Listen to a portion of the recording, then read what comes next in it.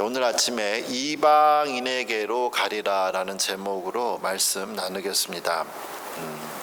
이 신약 성경에서 제일 활약을 많이 한 사도는 바울입니다. 바울은 복음을 전하기 위해서 반은 또 전도 여행을 떠나는데요. 우리는 바울이 3번 전도 여행을 떠났다고 그래서 그것을 1차 전도 여행, 2차 또 3차 전도 여행이라는 표현을 사용합니다. 오늘은 그 2차 전도 여행, 약 3년 정도 됐는데요. 3년의 전도 여행의 마지막 부분인 이 고린도 지역에 일어난 일을 읽었습니다. 지금까지 바울은 외국에 흩어져 있는 이 유대인들이 모여 있는 회당을 중심으로 이제 복음을 전하는데요. 거기에는 원래 유대인들뿐만 아니라 그 지역 외국에 살던 외국인으로서 유대인으로 개종한 사람들도 있었습니다. 바울이 이렇게 회당에 들어가서 복음을 전한 이유는 일단은 예수님을 전하려면 구약에 대해서 일어나는 무슨 공통 관심사가 있어야 되니까 유대인들 성경에 대해서 알고 있기 때문에 그렇죠. 그리고 그들 모두 다 구약에서 말하는 이 구원자 메시아를 기다리는 마음이 간절했습니다. 그래서 바울은 그게 선교 전략이었어요. 어디를 가든지 일단 회당에 들어갔습니다. 그리고 구약 성경에서 약속하신 그 구원자가 예수님이라는 것을 증명해 나가고 가르치죠. 그러다 보니까 반대가 많았습니다. 구약의 권위를 중요시하는 많은 유대인들에게 바울이 거절과 고문을 당하게 되죠. 이처럼 그럴 때마다 바울은 이러한 이 거절에 익숙해졌습니다. 그런데 오늘 본문에서는요, 고린도에서는 이제 그 인내가 한계가 왔어요. 사도행전 18장 4절과 6절입니다. 고린도에서 안식일마다 바울이 회당에서 강론하고 유대인과 헬라인을 권면하니라. 회당에 들어온 이제 개종한 헬라인이에요. 그러면서 5절에 실라와 디모데가 마게도냐로부터 내려오매 바울이 하나님의 말씀에 붙잡혀 유대인들에게 예수는 그리스도라 밝히 증언했지요. 그러니까 6절에 그들이 안식일마다 회당에 있었던 유대인들이 대적하여 비방하거늘 바울이 옷을 털면서 이르되 너희 피가 너희 머리로 돌아갈 것이요 나는 깨끗하니라.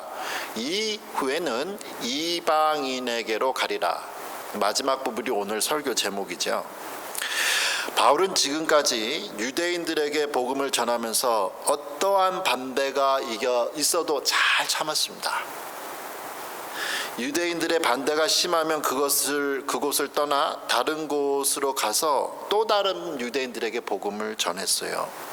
하지만 어디를 가도 자신이 성경을 풀어서 예수님을 그리스도라고 가르치는 것을 받아들이지 못하는 이 유대인들에게 참고 참았는데 이 고린도에서는 정이 떨어진 거예요.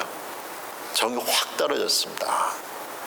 아무리 좋은 이야기를 해주어도 받아들이지 않는 자기 유대 민족들을 보면서 힘이 빠졌어요. 내가 지금 뭐 하는 거냐. 지금 2차 전도여행요. 마지막 부분이거든요. 3년짜리 2차 전도여행. 지금 바울이 자기를 거부하는 것은 유대인들이 싫어서도 아니고요. 유대인들을 미워해서 또 화나서 이제 더 이상 당신들 유대인들에게 복음을 전하지 않겠다는 마음이 아니죠. 다른 성경에 보면 바울이 자기 동족이 구원받기 아마 못하는 거에서 너무 가슴 아파하는 부분이 있습니다.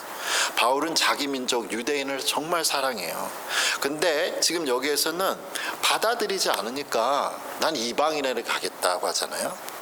복음을 받아들이지 않는 이 사람들에게 더 이상 자신의 시간과 열정을 다 부을 필요가 없다라는 거예요. 우리도 학교에서 시험을 보잖아요.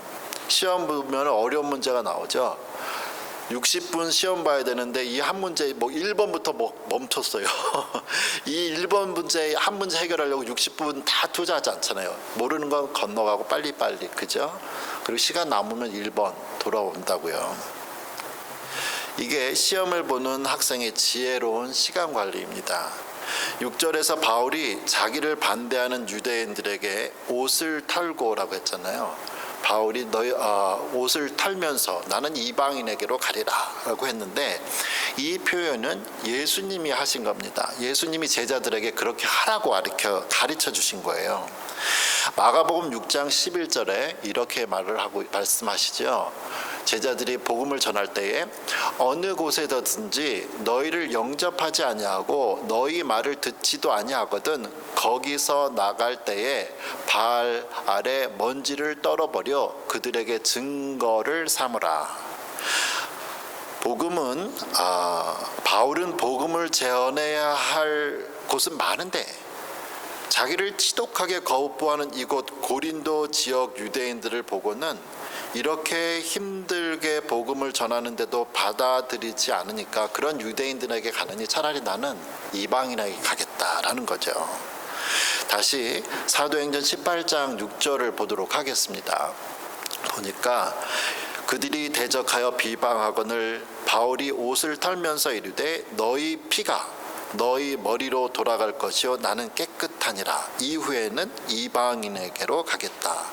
여기서 옷을 털었다는 부분 예수님이 하신 말씀과 같은데, 너희 피가 너희 머리로 돌아갈 것이요 나는 깨끗하니라.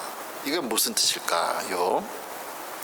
이 부분은 나는 여러분을 가르치려고 최선을 다했습니다. 더 이상 할 게 없습니다. 여러분 예수님 믿으라고 가르쳐줬는데 여러분이 안 믿었죠? 이건 내 책임이냐 아닙니다. 여러분 책임입니다. 라고 말을 하는 거예요. 구약성경 에스겔 33장에 보면 파수꾼에 대한 이야기가 나옵니다. 거기에 보면 성을 지킬 때 파수꾼이 있죠. 성을 지키는 파수꾼이 있는 거예요. 이 파수꾼은 적군이 들어오는 걸 보면 나팔을 불어서 성 안에 있는 사람들한테 준비하라고, 싸울 준비를 하든지 도망갈든지 어떻게 하든지 준비하라고 해야 되는 게 이 파수꾼의 역할이에요. 근데 만일 파수꾼이 적들이 오는 것을 보고서도 가만히 있어서 성 안에 사상자가 발생했다. 그러면 그 죽은 사람, 다친 사람의 그 피의 죄값은 파수꾼이 묻는다. 그러나 파수꾼이 나팔을 불고서 여러분 피하세요, 적군이 옵니다, 난리가 쳐도 성 안에 있는 사람이 아무런 준비도 안 하고 가만히 있어서 죽고 다치면 파수꾼은 아무런 책임이 없고 그 사상의 피해는 듣지 않은 사람들에게 있다라는 예가 에스겔 33장에 있습니다. 우리도 오랜 기간 복음을 전해야지만 복음을 받아들이지 않는 안타까운 사건들이 일어나잖아요. 가족들과 친구들을 보면서 이렇게 살면 안 됩니다. 예수님 믿어야 됩니다. 바르게 믿어야 됩니다. 계속 누군가 얘기를 해요. 그들이 복음을 받아들이지 않는 것 때문에 그 경우에 난 정말 최선을 다했는데 안 믿으면 내 책임이 아니에요. 내가 더 열심히 전하지 않아서 내가 한 번만 더 했을 걸, 나 죄책감 가질 필요 없습니다. 나는 최선을 다했기 때문에 내가 할 일은 하나님 앞에서는 떳떳하다는 거죠. 바울이 말한 이 사도행전의 말씀 18장 4절과 6절의 이 모든 말은 다 회당 안에서 있었다고 그랬죠. 회당 안에서. 그리고 나는 이방인에게 가겠다고 했지 않습니까? 그러면 그 이후에, 그럼 6절 이후에 무슨 일이 있었는지 사도행전 18장 7절과 8절을 봅니다. 거기서 옮겨 고린도에 있는 회당에서 나와서 라는 뜻이에요. 하나님을 경외하는 디도 유스도라 하는 사람의 집에 들어가니 그 집은 회당 옆이라. 또 회당장 그리스보가 온 지방과 더불어 주를 믿으며 수많은 고린도 사람도 듣고 믿어 세례를 받더라. 유대인인 바울이 같은 유대인들에게 복음을 전했을 때는 받아들이지 않았죠. 그래서 나는 이방인에게 가겠다. 그래서 회당에서 나왔어요. 오히려 핍박이 있었습니다. 그런데 이방인들에게 복음을 전하니까 수많은 고린도 사람들조차도 예수님을 믿고 세례를 받는 일이 나타나는 거예요. 놀랍죠? 정작 유대인들은 바울을 거부하고 이방인들이 예수님을 믿어요. 이 일은 예수님 때에도 나타나셨습니다. 예수님이 다 아셨어요. 앞으로 무슨 일이 일어날지를. 예수님조차도 유대인들에게 환영을 받지 못하시죠. 예수님께서 유대인으로 오셔서 유대인들에게 복음을 전했지만 환영받지 못했을 때 예수님께서 하신 말씀이 있습니다. 너희들이 아브라함의 자손이라고 해서 천국에 자동적으로 들어갈 거라고 생각하는데 그건 큰 착각이다. 여러 번 말씀하세요. 그 중에 하나 마태복음 8장 11절 12절입니다. 또 너희에게 이르노니 동서로부터 사방에서 많은 사람이 이르러 아브라함과 이삭과 야곱과 함께 천국에 앉으리라. 유대인들만 천국에 있는 게 아니라 동서남북에서 이방인들이 다 천국에 가는 날이 올 거예요. 그럴 때에 12절에 그 나라의 본 자손들은 유대인들은 바깥 어두운 데 쫓겨나 거기서 울며 이를 갈게 되리라. 예수님을 믿지 않으면 기회가 왔는데 받아들이지 아니하는 유대인들을 향해서 예수님이 말씀하시고 너희들이 받아들이지 않으니까 이 기회가 이방인들에게 갔다라는 거죠. 여러분, 하나님의 구원의 선물은 우리가 받아야 합니다. 지금은 이제 돌아가셨는데요. 그분이 살아계시면 110살은 되실 것 같은데, 제가 전에 부목사로 있던 교회에 우리 권사님, 열심히 믿던 권사님 계셨습니다. 하지만 남편은 이제 믿지 않으셨는데요. 두 분 다 80이 넘으셨어요. 일제시대에 태어나시면서 일제시대에서 좋은 교육 받으시고 대학도 그때 당시에 나오시고 일본 유학도 가시고 남편분 동경 그러던 중에 남편분이 큰 병을 만나 병원에서 이제 임종을 준비하게 됐습니다. 남편분이 병실에서 예수님을 믿고요, 예수님을 믿고 영접을 해요. 그때 남편분이 아직은 기력이 좀 있으셔서 본인의 노트북 컴퓨터를 통해서 거의 25년 전에 노트북을 갖고 계신 80대 어른이셨어요. 그래서 그분이 노트북으로 활자를 이제 크게 하셔서 성경을 이제 읽으셨습니다. 그때 이분이 뭐라고 말씀하셨냐면, 내가 이렇게 좋은 예수님을 왜 젊어서 믿지 않았을까 참 후회됩니다. 그래도 지금 믿게 되어 감사합니다. 우리는 기회가 있을 때 잡아야 돼요. 지금이 곧 구원을 받을 때며 예수님을 믿을 때입니다. 예수님을 믿고 받아들일 기회를 놓치지 마십시오. 바울이 이제 이방인들에게 복음을 전한다고 말한 후 이방인들에게 복음을 전하자 정말 많은 사람들이 예수님을 믿게 되었잖아요.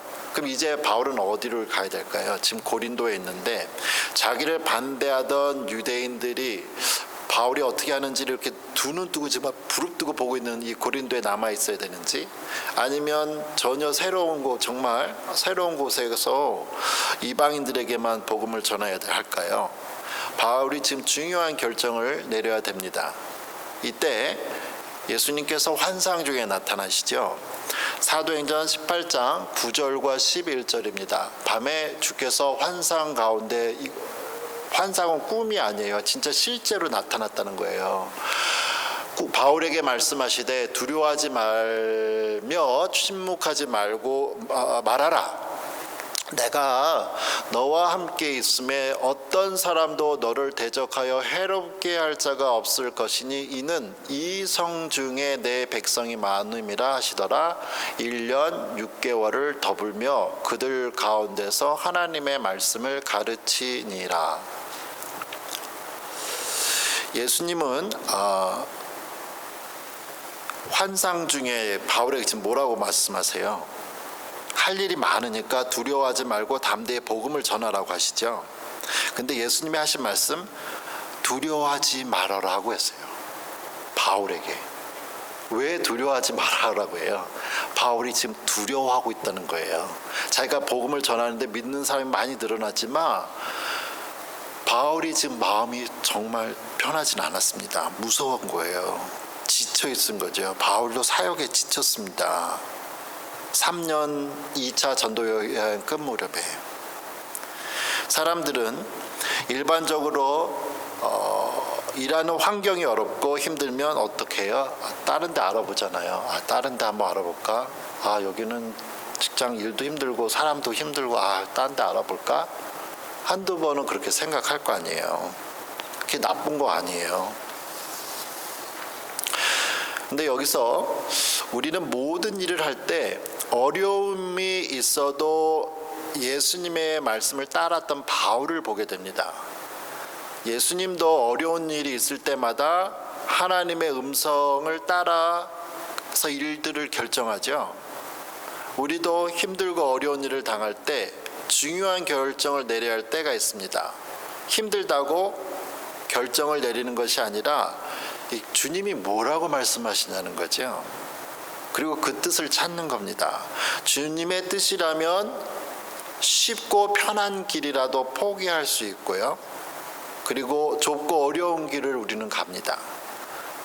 그러나 주님의 뜻이라면 지금 힘든 일 이곳이라도 있는 거예요. 왜냐하면 우리는 주님의 뜻을 따르는 주님의 종이기 때문에 그렇습니다. 어려워서 그만두는 게 아니라 있으라고 하면 있고 쉬운 길도 가라 하면 가는 거죠. 그러시면서 예수님께서 하시는 말씀이 어떤 사람도 바울을 대적하지 못할 것이라고 해서 그게 신나죠. 예수님께서 바울을 이 힘든 곳인 고린도에 남아있으라고 하신 이유를 10절에서 말씀하기를 이 성 중에 내 백성이 많음이라고 했습니다. 예수님께서는 이 고린도 지역에 있는 이방인들 가운데 구원을 받을 사람을 내 백성이라고 하셨어요. 아직 할 일이 많다라는 거죠. 우리는 이 성 중에 내 백성이 많음이라라는 표현에서 이방인을 향한 하나님의 사랑을 또 보게 됩니다. 하나님의 사랑은 유대인들뿐만 아니라 유대인이 아닌 이 땅의 다른 사람들에게도 나타났죠. 그래서 유대인이 아닌 우리도 구원을 받았습니다. 바울은 자기가 힘이 들어도 무서워도 아직 할 일이 많기 때문에 예수님께서 저기를 다른 데로 발령을 내려주시지 않은 거예요. 거기에 남아서 1년 6개월을 남아서 열심히 하나님의 말씀을 가르쳤습니다.